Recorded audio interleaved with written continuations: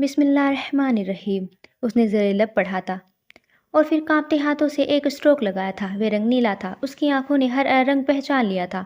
اس نے نم آنکھوں سے ایک اور اسٹروک لگایا تھا، یہ رنگ ہرا تھا، اگلا سفید اور اس سے اگلا رنگ نیلا تھا۔ اگلا اسٹروک ملٹی کلر کا تھا، ہر رنگ اس کی جگہ پر آ گیا تھا، ہر رنگ ترتیب پر تھا۔ ہارون شاہد کی نم آنکھیں چمکنے لگی تھی۔ خوشی کے تشکر سے وہ اس ایزل اور کینوس کو اسی طرح چھوڑ کر رنگ والے ہاتھوں کو بغیر دھوئے اسی جگہ اپنے کمرے کے فرش پر سجدہ ریز ہو چکا تھا۔ وہ بہت خوش تھا، بے انتہا خوش۔ وہ رو رہا تھا، بلکہ بلک بلک کر پھوٹ کر۔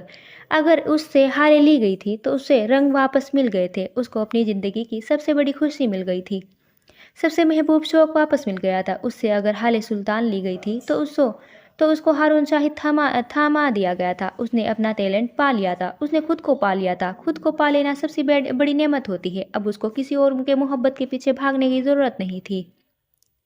اس کی ایک محبت کے مقابلے میں اس سے ذرا کم سہی لیکن ایک محبت دی گئی تھی جو اس کے ہیل کر سکتی تھی، جو ہارون شاہد کا غم ہلکا کر سکتی تھی، جو اس کے جلتے دل پر ٹھنڈی فوار بن کر اس کا دل ٹھنڈا کر سکتی تھی۔ تھوڑی دیر بعد وہ اٹھا اور ایک کے بعد ایک اسٹروک لگانا شروع کر دیا۔ اس کے ہاتھ مہارت سے چل رہے تھے، اس کی انگلیاں جیسے اس کام کی عادی تھی۔ اس کا ذہن اس کام کو کبھی بھولا نہیں تھا۔ یہ کام واحد ہنر تھا، یہ اس کا محبوب شوق تھا، یہ کام اس کا پہلا عشق تھا۔ رات کا نہ جانے کون سا پہر تھا جب اس نے پینٹنگ کو آخری ٹچ دیا۔ اس کے کمرے کی ساری بتیاں روشن تھی، اس کی روشنی پینٹ کیے ہوئے اس چہرے پر پڑ رہی تھی۔ وہ وہی چہرہ تھا جو محبت کے قابل تھا، جو قدر کے قابل تھا، جو بے مول نہیں تھا، جس کی دنیا بھر کی خوشیوں پر حق تھا، جس کا اداس رہنے پر بھی حق تھا، جس کا حق تھا کہ اس کو منایا جائے، اس کو سنوارا جائے، اس کا خیال رکھا جائے۔ وہ چہرہ کس کا تھا؟ بھلا وہ ہارون شاہد کا چہرہ تھا، مسکراتا ہوا پرسکون چہرہ۔ وہ اپنے گھر کے باہر گلی میں کھڑا تھا، اسٹریٹ پولس کی روشنی اس کے چہرے پر پڑ رہی تھی۔ اس کی آنکھیں سرخ تھی، فون کان سے لگا رکھا تھا، فون کے اسپیکر سے نفیسہ حیات کی آواز آ رہی تھی۔ آپ کو آنا چاہیے تھا اماں، وہ آپ کے دوست تھے، آپ دونوں نے ایک بہت اچھا وقت گزارا تھا ساتھ، آج تو آ جاتے۔ وہ دکھ سے کہہ رہا تھا، بیٹے میں اسلام آباد میں ہوں، ساری فلائٹس کینسل ہو گئی ہے، آج کی میں گاڑی میں اتنا لمبا سفر نہیں کر سکتی تھی، میری مجبوری سمجھو۔ عمر نے کوئی جواب نہیں دیا، وہ بس نظریں جھکائے اپنے جوگرز کو دیکھ رہا تھا۔ عمر بیٹے ہمت کرو، تم اب اکیلے نہیں ہو، تم پہ ذمہ داریاں ہیں، حال حیات کی ذمہ داریاں، حسن سلطان کی ذمہ داریاں، تم میرے بیٹے ہو۔ عمر اس طرح تو ہمت نہیں ہارا کرتے تھے۔ ان کا لہجہ اداس تھا۔ اماں میں بہت اکیلا ہو گیا ہوں، یہ سارا شہر مجھے کھانے کو آتا ہے، میں بھرے جہان میں خود کو تنہا محسوس کر رہا ہوں۔ مجھے اب تک اس بات کا یقین نہیں آ رہا کہ وہ مجھے چھوڑ کر جا سکتے ہیں، میرا دل زخمی ہو گیا ہے۔ یہی ہوتا ہے جب کوئی بہت قریبی چھوڑ کر چلا جائے تو یہی ہوتا ہے۔ عمر 10 سال پہلے میں نے بھی یہی محسوس کیا تھا، لیکن وقت سب سے بڑا مرہم ہے، یہ ہیل کر دے گا۔ وہ اب بھی خاموش رہا تھا۔ نفیسہ نے بات پلٹتی تھی، تم نے کچھ پتہ کیا حالے کے ساتھ یہ سب کچھ کس نے کیا ہے؟ کیسے پتہ کروں اماں؟ صبح اٹھتے ہی یہ سب کچھ ہو گیا، ذرا سی دیر گزری نہیں کہ جج صاحب نے مجھے چھوڑ دیا۔ 5 منٹ بھی مجھے یہ سوچنے کو نہیں ملا کہ حالے میری گاڑی میں کیسے آ گئی، اور میں اس سب کو فکس کرنا چاہتا ہوں لیکن میرے پاس ذرا سا بھی وقت نہیں ہے۔ میرے دل میں جیسے آگ سی لگی ہے۔ حالے سے بات کرو، اس سے پوچھو، کوئی ہنٹ، کوئی اشارہ، کچھ تو ہوگا جو اسے معلوم ہوگا، جو اس نے نوٹ کیا ہوگا۔ عمر نے تلخی سے سر جھٹک دیا۔ اس کو لگتا ہے یہ سب میں نے کیا ہے، اس کو لگتا ہے اپنے سب سے قیمتی رشتے کو میں نے اپنے ہاتھوں سے مار چکا ہوں اماں۔ وہ ہر بات کا الزام مجھے دیتی ہے اور میں سن لیتا ہوں، اس لیے نہیں کیونکہ وہ میرا سلطان کی بیٹی ہے، اس لیے کیونکہ اس کا دل ہلکا کرنا چاہتا ہوں۔ اس وقت ان سے زیادہ تکلیف میں ہوں کیونکہ میرے پاس کوئی ایسا نہیں ہے جس کو الزام دے کر میں بری الذمہ ہو جاؤں۔ سب سے زیادہ گلٹ مجھ میں ہے۔ اگر میں حالے کی ضد نہ مانتا تو یہ سب نہ ہوتا، اگر ایک رات میں نہ سوتا تو کون سی قیامت آ جاتی، اگر اس ایک رات میں اپنا فون آف نہیں کرتا تو یہ سب نہ ہوتا، میں اس رات خود غرض نہ ہوتا تو آج جج صاحب زندہ ہوتے۔ اس کا گلٹ ایک بار پھر لوٹ آیا تھا۔ لیکن تم تو کچھ تو جانتے ہوگے عمر، کوئی انسان، کوئی دھمکی، آخر کس نے قتل کیا ہے معراج کو؟ وہ اب بھی چنتت تھا۔ عمر کرنٹ کھا کر سیدھا ہوا تھا۔ قتل؟ آپ نے قتل کہا؟ آپ ایسا کیسے کہہ سکتی ہیں اماں؟ وہ بے قراری سے پوچھنے لگا۔ نفیسہ اچنبھت ہوئی تھی۔ تو کیا تمہیں قدرتی موت لگتی ہے عمر؟ آر یو کیڈنگ می؟ اس کو دوسرا ہارٹ اٹیک آیا ہی کیوں؟ वे अपनी बेटी को उसके हवाले कर चुके थे जिस पर वे आंखें बंद करके एतबार करते थे। और प्लीज़ ये मत कहना कि बदनामी का खौफ उनकी जान ले गया। He was not that type. वे इस किस्म के आदमी नहीं थे। अगर ऐसा होता तो कल रात ही मर जाते। जिल्लत ऑन द स्टॉप जान लेती है। अगर उसको 10 मिनट भी झेल लिया जाए तो सारी ज़िंदगी भी झेल सकते हो।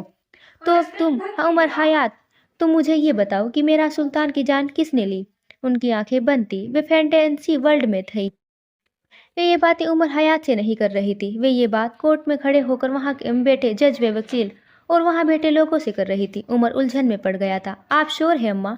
वे मुश्किल से बोल पाया था। If Nafisa says it's a murder then it's a murder. ये बात मैं नहीं कहती, ये बात मेरे हर केस का हर जज कहता है। मैंने एक उम्र खर्च की है इन कामों में। ऐसे 1000 कत्ल मैं साबित कर चुकी हूँ। वे सुकून से बोल रही थी। मैं थोड़ी देर पहले अस्पताल इसीलिए गया था अम्मा, लेकिन मुझे लगा ये सब मेरे दिमाग का फितूर है। मुझे लगा कि मेरी जॉब ने मुझे हर किसी पर शक करने सिखा दिया है, लेकिन नहीं अम्मा, मेरे अंदाजे मेरे दिल की गवाही दुरुस्त थी। मैं पुरजोश हो गया था। अब आप देखिएगा अम्मा, जिसने भी ये किया है मैं उसका क्या करता हूँ। उसकी आंखों के से शरारे फूट रहे थे। हाले से नरमी से पेशा ना उमर, उसका गम बहुत बड़ा है। वे थोड़ी देर बाद बोली थी। उमर गर्दन ऊंची करके आसमान को देखने लगा। वे वाहिद औरत है जिससे मैं चाह कर भी सख्ती नहीं कर सकता। मैं खुद को उसके सामने बेबस महसूस करता हूँ अम्मा। वो जादू करती है, वो मुझे हिप्नोटाइज करती है। वे आसमान को देखते हुए आंखें बंद कर गया। वे इस वक्त कहाँ था? मेरे घर में है। लेकिन क्यों? वे तुम्हारे साथ कैसे आई? उमर के होठों पर तंजिया मुस्कुराहट आई थी। वे अपने गिल्ट से जान छुड़ाना चाहती है। आखिरी बात जज साहब ने उनको मेरे साथ जाने का कहा था। वे नहीं आ सकी और अब वे यहाँ बस अपने बाप की आखिरी ख्वाहिश पूरी करने आई है। वे सुबह होते ही यहाँ से चली जाएगी और मैं उनको रोक नहीं पाऊंगा। तुम कौन हो? नफीसा ने अजीब से लहजे में सवाल किया था। उमर चौंक उठा था। वे जानता था नफीसा किस हवाले से उसका नाम, जात या पेशा नहीं पूछ रही। वे उससे आगे की बात कर रही थी। वे समझा नहीं। वे सीधा हो गया। मैं जानती हूँ तुम सुबह से लेकर अब तक मुझे सब बताया है, और मैं ये भी मान सकती हूँ कि तुम अपने खानदान के एक आदमी को अस्पताल में अकेला छोड़कर आए हो। तुम याद करो उमर, तुमने किसी वफादार को तो वहाँ छोड़ा होगा। कोई तो ऐसा होगा जो झूठ न बोलो, जो चाह कर भी झूठ ना बोल सके। क्या तुमने ऐसा कोई भी ऐसा अस्पताल में नहीं छोड़ा? और अगर नहीं छोड़ा तो ये वो उमर नहीं है जो मेरा बेटा था, जिसको मैंने पाला, जिसकी तरबियत मैंने की, जिस उमर को मेरा सुल्तान ने गुर सिखाए, जिसको मेरा ने दुनिया दिखाई। उस उमर को सब पता होता है। वो सब कुछ कर सकता है। तुम इस मोहल्ले में नहीं खड़े हो उमर। उस फेज से निकल जाओ तुम। उसके काफ़ी आगे निकल आए हो। अपने दिल से, अपने दिमाग से वो सोचें निकाल दो जो तुम्हें कमज़ोर कर रही है। हाले को ताकत बनाओ, कमज़ोर नहीं।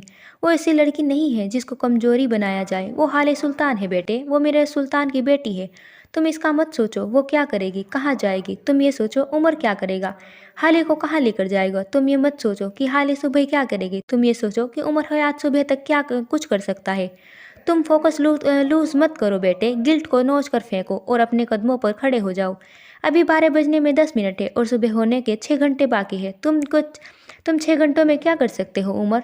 ये तुम्हें पता होना चाहिए। उमर जैसे एक ख्वाब से जागा था। इस सीरियस हालत में भी उसके लब मुस्कुराहट में ढले थे, जख्मी मुस्कुराहट। मैं समझ गया हूँ अम्मा, मैं जानता हूँ अब क्या करना है मुझे।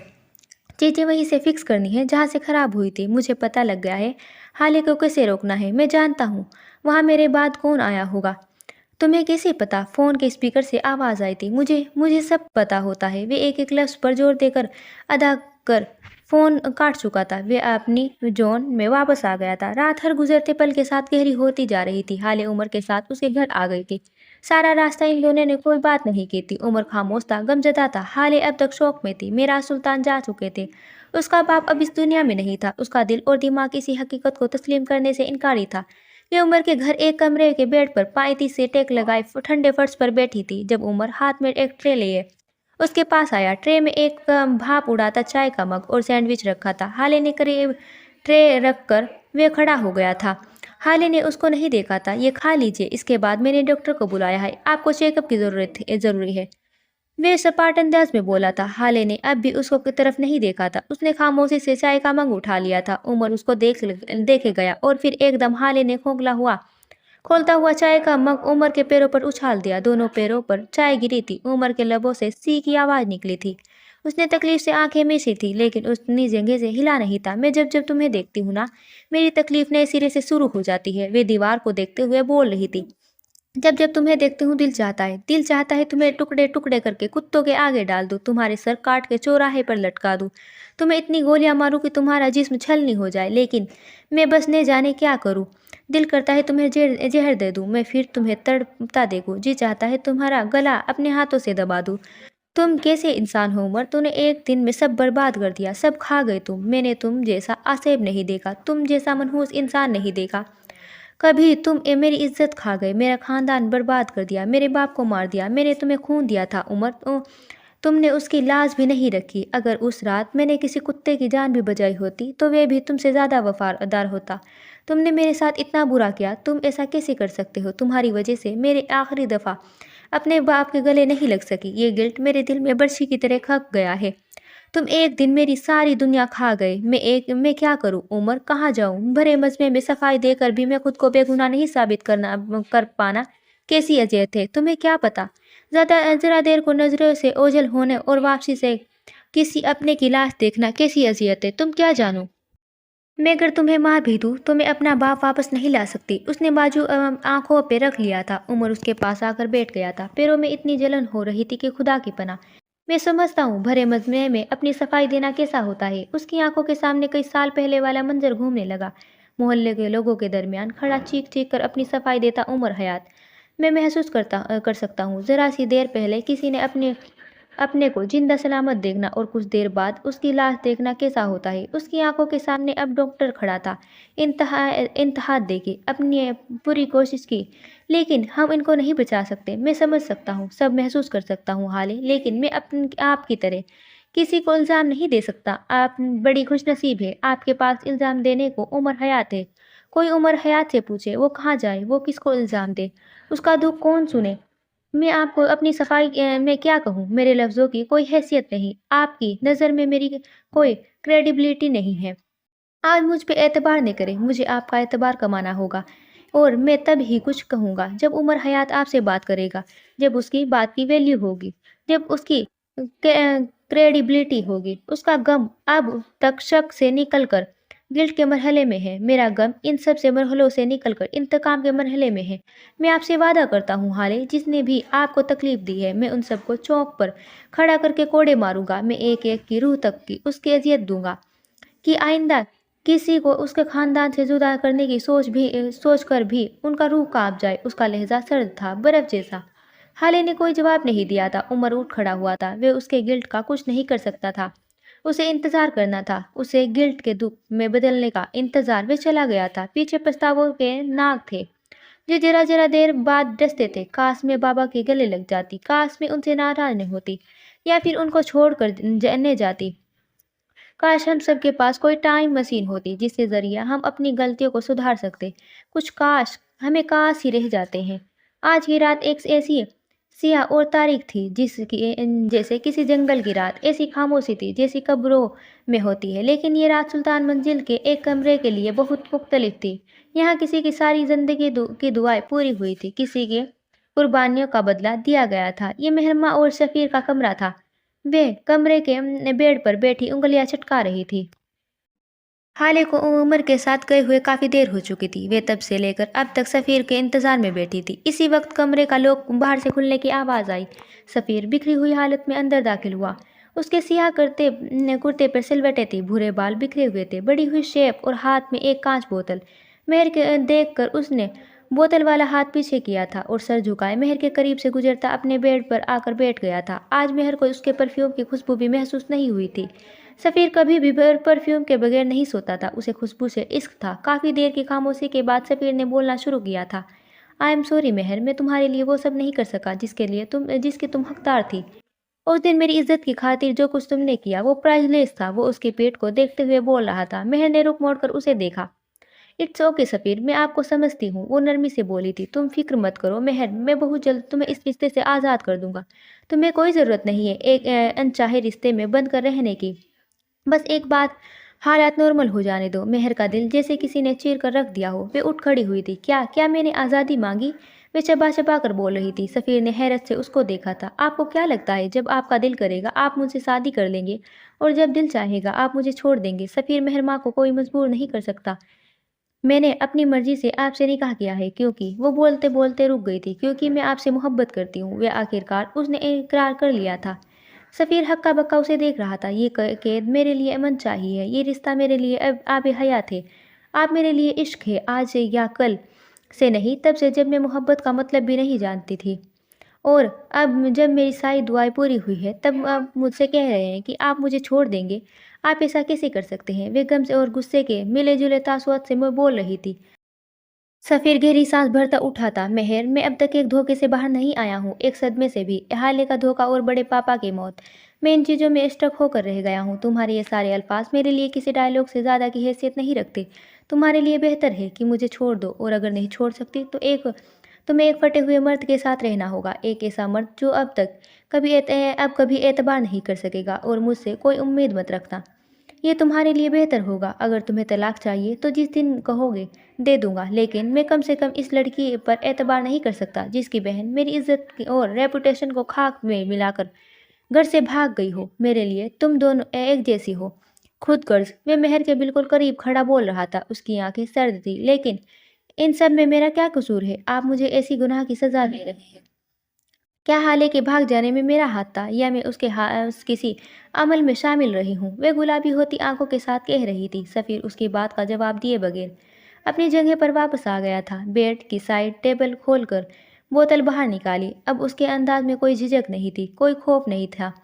کچھ دیر پہلے وہ اس بوتل کو ایک کزن اور بیوی سے چھپا رہا تھا، اب اس کے سامنے وہ لڑکی تھی جو گھٹنے گھٹنے اس کے عشق میں ڈوبی ہوئی تھی۔ اس کے سامنے کون سی جھجک، کیسی حیا؟ مرد اس عورت کے سامنے سب سے زیادہ نڈر ہوتا ہے جو اس سے محبت کرتی ہے، کیونکہ وہ اس سے ٹوکتی نہیں، صحیح غلط سے، برے اچھے سے، کیونکہ وہ ڈرتی ہے اپنے محبوب کی ناراضگی سے۔ سفیر جانتا تھا مہر ابھی کچھ نہیں کہہ سکے گی، سو بوتل اٹھائے کمرے کے جڑے ہوئے اسٹوڈیو کی طرف بڑھ گیا۔ آج کی رات اس حرام مشروب کے نام پیچھے مہر تھی جو اس کے انگنت دکھ وہ مل کر بھی اسے نہ ملنے کی تکلیف بہت بڑی ہوتی ہے۔ عمر اپنے بنگلے کے کروارٹر میں بیٹھا تھا۔ اس عثمان کا کمرہ تھا جس میں ایک طرف پھٹا ہوا گدا، اس میں ذرا سے فاصلے پر ایک پانی والا کولر تھا اور کونے میں کپڑوں کی ایک ٹرنک تھی۔ یہی اس کمرے کی کل جمع پونجی تھی، لیکن اس وقت یہاں ایک چیز کا اضافہ تھا، لکڑی کی کرسی، وہی کرسی جس پر عمر بیٹھا تھا۔ عثمان اس کے سامنے کھڑا تھا۔ عثمان، کل سے گھر نکلنے کے بعد تم کہاں گئے؟ وہ سنجیدگی سے پوچھ رہا تھا۔ سر، میں تو بس سپر مارکیٹ گیا تھا، وہاں سے سامان لیا اور واپس آ گیا۔ مجھے کچھ نہیں پتا بی بی صاحبہ کہاں سے آئی، کیسے گاڑی میں آ گئی، میں نے تو کہیں اور رکنا بھی نہیں تھا۔ سر، مجھے معاف کر دیں، وہ شرمندہ تھا۔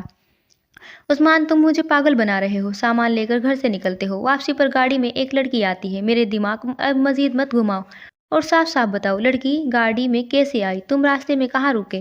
کس سے بات کی؟ کتنی دیر بات کی اور کیا بات کی؟ تمہیں وزن میں تبدیلی بھی محسوس نہیں ہوئی؟ سر، میں قسم کھا کر کہتا ہوں، میں صرف سپر مارکیٹ گیا تھا، گاڑی وہاں کے پارکنگ ایریا میں کھڑی کر کے میں سامان لایا اور اس کے بعد میں گھر آ گیا۔ خدا کی قسم سر، میں سچ کہہ رہا ہوں، یقین کریں، تم سپر مارکیٹ جانے تک کہیں نہیں رکے، رائٹ؟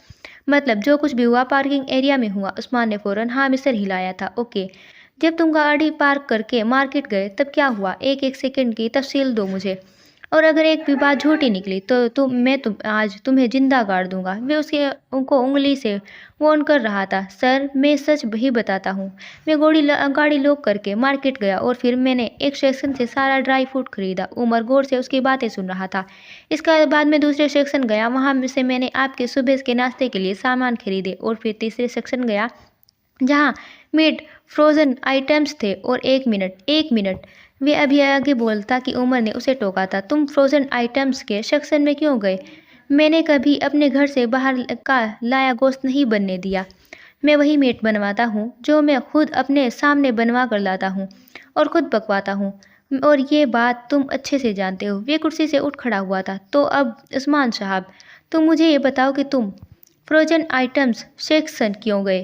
وہ آنکھوں میں تپ اس لیے ایک لفظ پر زور دے کر بول رہا تھا۔ عثمان گھبرا گیا تھا، اس نے بے اختیار تھوک نکلا تھا۔ وہ سر، اصل میں آپ کو بتانے ہی والا تھا۔ اصل میں عثمان، میں اس وقت تمہاری کسی بکواس سننے کے موڈ میں نہیں ہوں، جلدی بولو، تم وہاں کیوں گئے؟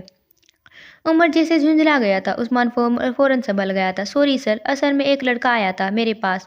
اس کی نئی نئی شادی ہوئی تھی سر۔ اس کو گروسری کا پتہ نہیں تھا، بس اس کو گائیڈ کرنے کے لیے اس کے پاس تھا، لیکن وہ بہت شریف تھا، بہت اچھا لڑکا تھا۔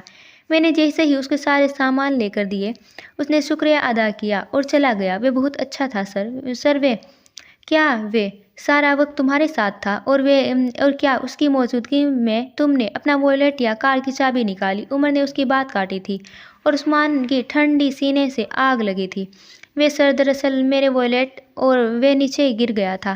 وہ اس لڑکے نے مجھے اٹھا کر دیا تھا اور اس کے بعد وہ کہیں چلا گیا تھا، لیکن سر 10 منٹ بعد پھر واپس بھی آ گیا تھا۔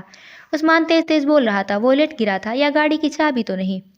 والیٹ سے کیا ملا تھا اس کو؟ خیر، کچھ اور یاد آیا تو بتانا مجھے۔ عمر جانے کو مڑا تھا جب پیچھے سے عثمان کی شرمندہ سی آواز آئی، سر اصل میں دراصل بات یہ ہے کہ وہ رک رک کر بول رہا تھا۔ جب میں مارکیٹ کے اندر گیا تب میں نے چابی پینٹ کی سامنے والی جیب میں رکھی تھی، لیکن جب میں وہاں سے نکلا تو چابی میری شرٹ کے سینے والی جیب میں تھی۔ I am sorry sir. Umar current کھا کر مڑا تھا۔ لعنت ہو تم پر عثمان، لعنت! وہ تمہیں بیوقوف بنا کر گیا۔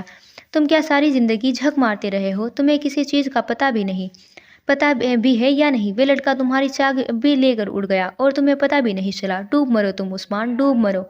وہ عمر اس کے سر پر کھڑا دہاڑ رہا تھا۔ میں معذرت خواہ ہوں سر، مجھے اندازہ نہیں تھا۔ وہ واقعی شرمندہ تھا۔ عمر نے اپنی کن پٹی سہلائی اور عثمان کی جانب مڑا تھا۔ میں اس معاملے کو صبح دیکھوں گا۔ صبح تک وہ باتیں بھی یاد کرو جو تمہارے فرشتوں کو بھی نہیں پتہ ہوگی، ورنہ یہاں سے دفع ہو جانا۔ تمہاری وجہ سے اتنی بڑی مصیبت میرے گلے پڑ گئی۔ میں خود کو سے بڑبڑاتا ہوا باہر نکل گیا تھا۔ پیچھے عثمان شرمندہ سا کھڑا رہ گیا تھا۔ تھانے کا ماحول اس وقت بیزار تھا۔ نائٹ ڈیوٹی کرتے پولیس افسران کے چہرے تھکے ہوئے تھے، کچھ تو باقاعدہ اونگ رہے تھے، کچھ تاش کے پتوں پر گزارا کر رہے تھے۔ ASI نذیر چڑچڑے پن زدہ سا ایک فیمنسٹ کی FIR لکھ رہا تھا۔ اس کا مدعا تھا کہ رات کے 12 بجے بس میں سفر کرتے ہوئے ایک لڑکے نے اسے بری نظر سے دیکھا تھا اور چھونے کی کوشش کی ہے۔ کافی دیر کی مغز ماری کے بعد آخرکار نذیر FIR کاٹنے کو تیار ہو گیا۔ یہ ایک نامعلوم ویکتی پر، ایک ایسے آدمی پر جس کا شکل شکایت کرتا کو خود بھی یاد نہیں تھی۔ نذیر کا دل تو بس یہی کہنے کا چاہ رہا تھا کہ بی بی اگر اتنا ہی تنگ کر رہا تھا تو بس میں شور مچانا تھا، یہاں آ کر ہمارا وقت کیوں برباد کر رہی ہو؟ لیکن اس کی زبان اسی لیے ہوئی تھی، اس لیے نہیں کہ وہ عورت تھی، بلکہ اس لیے کیونکہ اس کے ہاتھ میں موبائل تھا۔ 10 منٹ بعد وہ عورت اسنیپ بنا کر 1-2 انسٹا اسٹوریز لگانے کے بعد خود سے چلی گئی تھی۔ تبھی ایک لمبے قد سیاہ آنکھوں والا نوجوان اندر آیا تھا۔ وہ ایسے آ رہا تھا جیسے وہ اس کے گھر ہو۔ وہ اب کچھ دیر پہلے والے حلیوں میں نہیں تھا۔ اس نے نیلی چیک شرٹ کے ساتھ نیلی ہی جینس پہن رکھی تھی۔ شرٹ کے بٹن کھلے تھے، اندر کے صوفے گول گلے والی شرٹ نظر آتی تھی، پیروں میں سلیپر تھے اور 1-2 جنگھے چھالے تھے۔ شاید اس نے اسی وجہ سے سلیپر پہن رکھے تھے، ورنہ وہ اپنے جوتوں کے معمول میں بہت حساس تھا۔ اس کے جاتے ہی تمام سپاہی اور افسران کھڑے ہو گئے تھے۔ سونے والوں کو چھٹکی مار کر اٹھایا گیا تھا۔ ذرا سی دیر میں اس چھوٹے سے تھانے میں ہلچل سی مچ گئی تھی۔ کوئی اس کے لیے کرسی لا رہا تھا، کوئی ٹیبل صاف کر رہا تھا، کوئی بھاگ کر چائے لینے گیا۔ کسی نے اس سے اس وقت زحمت اٹھانے کی وجہ پوچھنے کی ہمت نہیں کی۔ وہ ASI نذیر کی کرسی پر بیٹھ گیا تھا۔ وہ ذرا جلدی میں لگتا تھا۔ نذیر سامنے کھڑا تھا، ادب کے ساتھ گھبرایا سا۔ سر، آپ حکم کرتے، بندہ حاضر ہو جاتا، آپ نے کیوں زحمت کی؟ وہ عمر کے سامنے کھڑا چاپلوسی کی تمام حدوں کو پار کر رہا تھا۔ عمر نے ایک ناپسندیدگی نظر اس پر ڈالی تھی۔ میرے ساتھ بات کرتے وقت اس طرح کھڑے مت رہا کرو، کرسی لاؤ اور میرے سامنے بیٹھو۔ یہاں جتنی عزت میری ہے اتنی تمہاری بھی ہے، آئندہ میں تمہیں اس طرح کھڑے نہ دیکھوں۔ وہ انگلی اٹھاتا تاکیدی انداز میں کہہ رہا تھا۔ نذیر سہما سا ہو گیا تھا، پاس پڑی کرسی کھینچی اور بیٹھ گیا۔ اب وہ پوری طرح عمر کی طرف متوجہ تھا۔ کل رات جس گونگے کو اٹھا کر لائے ہو، وہ کہاں ہے؟ عمر اس کو دیکھتے ہوئے پوچھ رہا تھا۔ اس کی آواز میں ایک دبدبا تھا۔ سائیں، کل سے تو 10 گونگوں کو زبان دی ہے۔ آپ کس والے کی بات کر رہے ہو؟ نذیر کی جگہ ایک ادھیڑ عمر کانسٹیبل بولا تھا۔ عمر نے سنجیدگی سے اس کو دیکھا تھا۔ وہ جج صاحب کے کیس والے گونگے کی بات کر رہا ہوں اور میں تمہیں آدھا گھنٹہ دیتا ہوں، اس کی آواز نکلنی چاہیے۔ اگر آواز نہیں نکلتی تو لکھ کر نہیں دے سکتا تو اپنے پیروں پر چل کر اس آدمی کے گھر لے جائے جس نے اس کو کل ہائر کیا تھا، اور اگر تم سے یہ تینوں کام نہیں ہوئے تو خود کو ڈسمس سمجھو، اور اگر وہ آدمی یہ تینوں کام نہیں کرتا تو ہاتھ، پیر اور زبان تینوں کاٹ کر پھینک دو۔ آج سمجھ वे इसी अधेड़ उम्र के कांस्टेबल को देखता हुआ वार्निंग अंदाज में कह रहा था। हो जाएगा साईं, आप फिक्र नहीं करो। मैं मुस्कुराते हुए बोला था, आज बीवी का सारा गुस्सा इसी पे उतरेगा। वो सोच कर रहे ही खुश होकर रह गया था। अब उसका रुख नज़ीर की तरफ था। और तुम नज़ीर मेरे साथ जा रहे हो, जानते हो क्यों? जी सर, जानता हूँ, आपको मालूमात चाहिए होगी। मैं इस इलाके के चप्पे चप्पे से वाकिफ़ हूँ। अगर किसी की कुतिया बच्चे जने या किसी का बिल्ला भी मर जाए, पहली खबर मुझे ही आती है। मैं इस वक्त तुम्हारे कारनामे सुनने नहीं बैठा हूँ नज़ीर। कल जिस अस्पताल में जज साहब दाखिल थे, उसकी तफसीलात चाहिए मुझे। वो चिड़चिड़ा सा था। जी सर, जैसा आप कहे, आधे घंटे तक हो जाएगा, वो ताबेदारी से बोला था। उमर उठ खड़ा हुआ था, बाकी सब भी उसके साथ उठ खड़े थे। एक और बात, कल सुबह तक मैं सस्पेंड हो जाऊंगा। मुझे ये सारा काम आज की रात करना है। तुम सब जागोगे। आज की रात कोई नहीं सोएगा। कोई चौंका नहीं था। इतना अंदाजा तो उन सबको था कि मीडिया के सामने हाले इनके इतने बड़े इल्ज़ाम के बाद ये सब होना ही था। और गंगी थाने के शब्बीर को कॉल करवाओ, उससे कहो मैं कुछ नंबर भेज रहा हूँ, उसकी डिटेल्स चाहिए मुझे। वो अपने साथ साथ चलते नज़ीर से कह रहा था। और वह फुरकान से कहो फ़हीम मिर्ज़ा की 1 महीने की रिपोर्ट्स मुझे दे। वो किससे मिला, कहाँ गया, कितने देर गया और वहाँ क्या खाया पिया, मुझे सब चाहिए। नज़ीर नज़ीर एक छोटी सी नोट पर सब नोट करता जा रहा था। नज़ीर उमर का सबसे खास आदमी था। उसे शहर के चप्पे चप्पे से वाकिफ़ थी। शहर के सारे इश्तिहारी और फरार मुलजिम मुस्लिम उसकी जेब में थे। वो उमर का वफादार था और उसने ये बात कई दफ़ा साबित की थी। वो दोनों अब गाड़ी में बैठ चुके थे। नज़ीर के मना करने के बावजूद ड्राइविंग सीट उमर ने संभाली थी। अब वो सामने सड़क पर देखते हुए कह रहा था, एसएचओ को कॉल करो और उससे कहो अपने बंदे एसल सैलून भेजे जहाँ जज साहब की बेटी तैयार होने गई थी, और मुझे वहाँ की फुटेज चाहिए जो उन्होंने डिलीट कर दी है। ओके सर, हो जाएगा। वैसे हम जा कहाँ रहे हैं सर? जिसने मेरी नींद हराम की है उसे सुकून से कैसे सोने दे सकता हूँ? हम उसकी नींद खराब करने जा रहे हैं। उसका लहजा अब भी बेलचक था। सर एक बात पूछूं? थोड़ी देर बाद नज़ीर की आवाज़ गूंजी थी। उमर ने जवाब नहीं दिया। वो जानता था नज़ीर मना करने पर भी पूछेगा ज़रूर। आपने बीबी को वाकई अगवा किया था क्या? जज साहब से तो आपकी अच्छी खासी सलाम दुआ थी, फिर भला ऐसा क्यों किया आपने? उसके लहजे में तजस्सुस था। मेरे बाप का नाम क्या है नज़ीर? वो उसकी बात का जवाब दिए बगैर बोला था। सर वहाज़ अली खान। वो कुछ हैरत से बोला था। उमर ने आईब्रो उचकाई थी। अच्छा, मुझे लगा तुम मेरे बाप हो, इसलिए मुझसे ऐसे सवाल कर रहे हो। आइंदा मेरे बाप को बनने की कोशिश मत करना। जितना बताना है उतना ही बताऊंगा। तुम मुझसे बातें नहीं निकलवा सकते। नज़ीर गड़बड़ा सा गया था। खुद पर 2 हर्फ भेजकर वो मोबाइल की तरफ मुतवज्जा हो गया था। इतने में वो लोग शहर के एक पोश इलाके में दाखिल हो चुके थे। 5 मिनट मज़ीद ड्राइव के बाद वो अमतुल विला के बाहर खड़े थे। उमर ने गाड़ी उस विला के बिल्कुल सामने खड़ी कर दी थी। गाड़ी को गेट के बिल्कुल सामने खड़ा देख कर चौकीदार भागता हुआ आया था। सर किससे मिलना है आपको? मिलना तो तुम्हारे साहब से है, लेकिन अगर वो घर पर नहीं है तो मालकिन से मिलने में कोई बुराई नहीं है। नज़ीर दांत पीसते हुए उमर ने तंज़बीही नज़रों से उसको देखा था। किसी औरत के बारे में ऐसी बात नहीं करते। नज़ीर खामोश हो गया था। सिकंदर शाह को भेजो, बोलो उमर हयात आया है। उमर अब चौकीदार को देखते हुए बोला था, सर वो तो 2 दिन से घर नहीं है, कहीं बाहर गए हुए हैं। अब जब आएंगे तो आपको पैगाम पहुंचा दूंगा, आप फिक्र न करें। वो रटाए रटाए सबक की तरह दोहरा रहा था। उमर बगैर कुछ कहे गाड़ी तक वापस आ गया था और विंडो से हाथ अंदर करके गाड़ी के हॉर्न पर हाथ रख दिया था। अब वो ज़ोर ज़ोर से बगैर रुके हॉर्न बजाए जा रहा था। ड्राइवर हॉर्न को बंद करने के लिए उसकी मिन्नत कर रहा था। करीब 1-2 घरों की खिड़की से झांक कर उसको मरामत भी की गई थी, लेकिन उसने तो गोया कान लपेट लिए थे। वो बगैर रोके हॉर्न बजाया गया। तकरीबन 5 मिनट बाद गेट के खुलने की आवाज़ आई थी। उमर की आंखों में तपिश सी भर गई थी। गेट से निकलने वाला आदमी कोई 60 की उम्र को पार करने के करीब था। उसने नीला सिल्क का नाइट गाउन पहन रखा था और आंखों में गुस्सा लिए बाहर आया था। क्या बकवास है ये? शर्म नहीं आती घटिया लोगों, किसी की नींद बर्बाद करते हो। वे आते ही दहाड़े थे, लेकिन उमर को सामने देखकर जैसे खून खुश्क हो गया था। उसने वापस जाना चाहा, लेकिन बेसुध। एएसपी सर, आप यहाँ सब खैरियत तो है? वो करीब आकर पूछ रहा था। नज़ीर डालो इसको गाड़ी में। उमर ने उसकी बात का जवाब दिए बगैर बोला था, और फिर सिकंदर शाह के लाख झपटने और चीखने पुकारने का असर लिए बगैर नज़ीर उसको गाड़ी کہ پچھلی سیٹ پر بٹھا چکا تھا۔ وہ ابھی اور شور کرتے جب نذیر ان کے کان کے پاس جھکاتا۔ چپ چاپ بیٹھ جاؤ شاہ صاحب، ورنہ میرے پاس آپ کی رنگین راتوں کے ثبوت موجود ہے، اور آپ کی بیوی اور بیٹی کا نمبر بھی۔ نسرین کو جانتے تو ہوگے آپ، وہ اس کی جس کے ڈیفینس میں کوٹھی دے رکھی ہے۔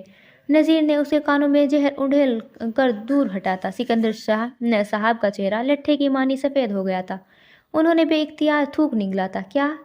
کیا چاہتے ہو آپ؟ اس کی ساری ہوا نکل گئی تھی۔ اب وہ جلد سے جلد اس صورتحال سے چھٹکارا چاہتے تھے۔ جس اسپتال کے آپ مالک ہیں اس کی CCTV فوٹیج، اور میری ایک چیز رہ گئی ہے آپ کے اسپتال میں، وہ بھی چاہیے۔ عمر سکون سے بولا تھا۔ اتنی سی بات کے لیے آپ لوگوں نے اتنی بے ادبی کی ہے میرے ساتھ؟ میں ایک عزت دار آدمی ہوں SP صاحب، میں ابھی DIG صاحب کو کال کروں گا۔ عجیب گنڈا گردی ہے، اندھیر نگری مچا رکھی ہے آپ نے۔ وہ غصے سے سرخ چہرہ لیے گھرا رہے تھے۔ عمر نے ڈرائیونگ کرتے ہوئے ایک نمبر ملایا اور موبائل پیچھے نذیر کے ہاتھ میں تھما دیا۔ پہلی ہی بیل پر کال ریسیو ہو گئی تھی۔ ہاں بول بھائی، کسی کی نیند میں ڈوبی آواز گاڑی میں گونجی تھی۔ DIG سر، میں عمر حیات بات کر رہا ہوں۔ عمر نے بیٹھے ہوئے ہانک لگائی تھی۔ سکندر شاہ نے موبائل نذیر کے ہاتھ سے اچک لیا تھا۔ DIG سر، یہ آپ کے SP مجھے ڈرا دھمکا کر میرے گھر سے اٹھا لائے ہیں، اور اب یہ چاہتے ہیں کہ میں اپنے اسپتال کی CCTV فوٹیج ان کے حوالے کروں۔ نے ان کے پاس کوئی اجازت نامہ ہے، اور نے وہ کچھ اور بھی کہہ رہے تھے جب ان کی بات کاٹی گئی تھی۔ ابے زیادہ مت بولو، فوٹیج دے دو گے تو مر نہیں جاؤ گے تم، اور میں جانتا ہوں سب کچھ۔ کتنا ڈرا دھمکا کر لائے ہوں گے یہ لوگ۔ عمر کو جو کچھ چاہیے دے دو، ورنہ بہت برا ہوگا۔ اور اب رکھو فون، نیند خراب کر دی میری۔ وہ جھنجھلائے ہوئے تھے۔ عمر کی یار کیا ہے؟ اب یہ برستی مینڈکوں سے بھی میں بات کروں؟ اب عمر سے کچھ کہہ رہے تھے۔ عمر نے بات ختم کر کے کال کاٹ دی تھی۔ سکندر صاحب کا سارا رنگ نچڑ گیا تھا۔ کتنا بھتہ دیتے تھے اس DIG کو، وہ بس سوچ سکے۔ جی تو شاہ صاحب، اور کس سے بات کرنی ہے؟ اگر کہے تو IG سے بات کرا دوں، ان سے بھی اچھی خاصی بات چیت ہے میری۔ ارے آپ کا رنگ کو کیا ہو گیا؟ چہ کر دکھ ہوا۔ دیکھے پولیس والوں کی نہ دوستی اچھی ہے نہ دشمنی، وہ آپ کی ہر بات کے ساتھ دیں گے، لیکن جب اپنی وردی والے بھائی کی آ گئی نا تو وہ اپنے گھر والوں کو بھی نہیں ہوتے۔ عمر فخریہ سے کہہ رہا تھا۔ آپ بتائیں، خاموشی سے ہمارا کام کریں گے یا اور چک چک کرنی ہے؟ دیکھیے، آپ کے اسپتال جاتے ہوئے ہم فضول بحث کرنی پڑتی ایک سے۔ اب آپ چلیں گے تو کتنی عزت اور احترام سے ہوگا ہمارا کام۔ آپ کو نیکی کا موقع ملے گا اور ہمارا وقت بچے گا۔ کتنا اچھا ہوگا نا؟ وہ عام سے انداز میں کہہ رہا تھا۔ نذیر اپنے موبائل پر ساری ڈیٹیلز جمع کر رہا تھا۔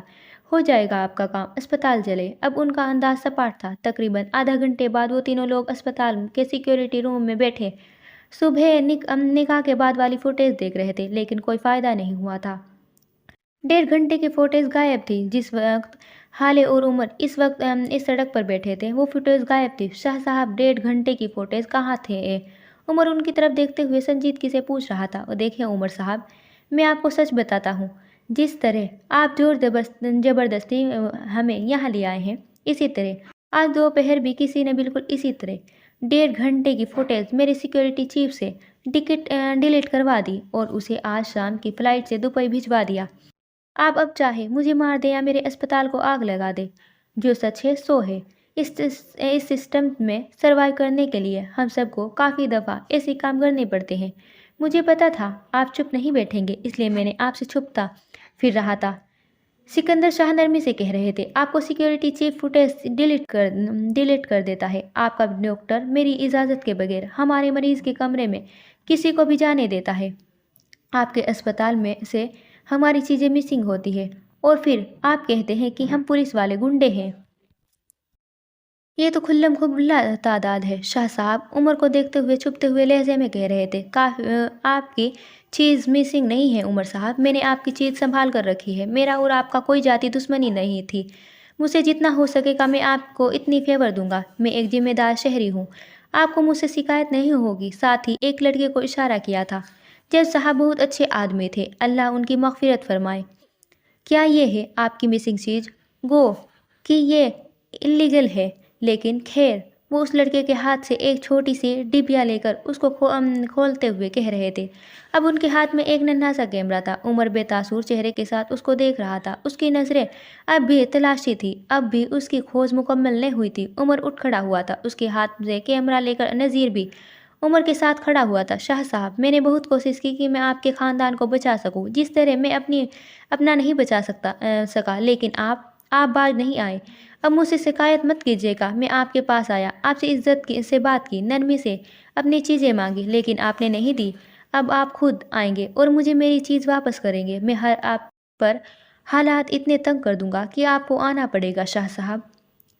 वो कहकर रुका नहीं था। लंबे लंबे डग भरता वहां से निकल गया था। पीछे सिकंदर शाह ने बेख्तियार अपना माथा मसला था। लानत हो तुम लोगों पर, किस पागल आदमी के साथ फंसा दिया है मुझे। अब न ये आदमी चैन से बैठेगा और न मुझे बैठने देगा। वो सख्त परेशान थे। जरा दूर अस्पताल के पार्किंग एरिया में, जहां उमर हयात अपनी गाड़ी में बैठा दिखाई दे रहा था। इस बार ड्राइविंग सीट पर नज़ीर था। उमर साथ बैठे नज़ीर को हिदायत दे रहा था। इसी सिक्योरिटी चीफ का क्या नाम है? इसका अब्दुल है।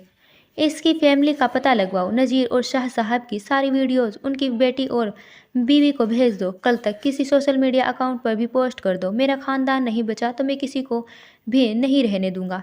सर, बीवी को भेजने का क्या फ़ायदा? क्यों ने उसकी महबूबा को भेज दे। नज़ीर चमकती हुई आंखों के साथ कह रहा था। उमर ने एक नज़र उसको देखा था और फिर मोबाइल पर नज़रें जमाते हुए बोलना शुरू किया था। बाहर वाली खुद बेवफा होती है, इसलिए बेवफाई माफ़ कर देती है, लेकिन घर वाली, वो चाहे धोखेबाज हो, लेकिन उसके अपना मर्द वफादार चाहिए होता है। वीडियो भेजो और फिर देखो किस तरह घर टूटते हैं। खानदान, खैर अपडेट दो मुझे। वो अब भी मोबाइल को देख रहा था। इसमें किसी तरह उस नन्हे कैमरे का सिस्टम ऑन कर रहा था। सर, फ़हीम मिर्ज़ा 1 महीने से सिवाय शम्स सुल्तान के और किसी सुल्तान से नहीं मिला, और फरवा सुल्तान का कॉल रिकॉर्ड चेक करवाया है मैंने, लेकिन कोई फ़हीम मिर्ज़ा किसी ऐसे आदमी से उनकी बात नहीं हुई जिसकी बिना पर उस पर शक किया जाए। सिलोन वालों ने सारी फुटेज भी दे दी है। आपको ईमेल कर दी गई है। और वे अब्दुल, उसका अभी पता नहीं चला। कोई दुबई नहीं गया। वे गांव में यहीं लालू खेत में उसका कोई रिश्तेदार के घर छिपा बैठा होगा। कल सुबह तक उसको भी देख लूँगा सर। और कुछ चाहिए तो बताएं। वे सारी तफसील बताकर अब आज्ञाकारी भाव से पूछ रहा था। तुम्हें क्या लगता है ये सारी इन्फॉर्मेशन सच्ची है? 100% झूठ है सर। वे सब बिक गए हैं या फिर सही जगह चेक नहीं कर रहे हैं। आप मुझे 2 दिन का वक्त दें, मैं सब चीज़ें मालूम कर लूँगा। अगर आप कहते हैं कि फ़हीम मिर्ज़ा फरवा सुल्तान से मिला तो कब, कहाँ और कैसे मुझे नहीं पता, लेकिन वह मिला है। सिलोन वालों ने इतनी आराम से फुटेज कैसे दे दी? और अब्दुल, उसे आज की रात ही मिलना होगा। उसे ढूंढ लूँगा। गांव में मुझ पर एतबार करे। वे यकीन दिलाते हुए कह रहा था। मुझे तुमसे यही उम्मीद है। वह मोबाइल को देखते हुए बोला था। उमर ने अब सिस्टम को मोबाइल पर ऑन कर लिया था। गाड़ी को कब्रिस्तान की तरफ मोड़ा तो उसने मोबाइल से नज़रें हटा ली। सर, इस वक्त।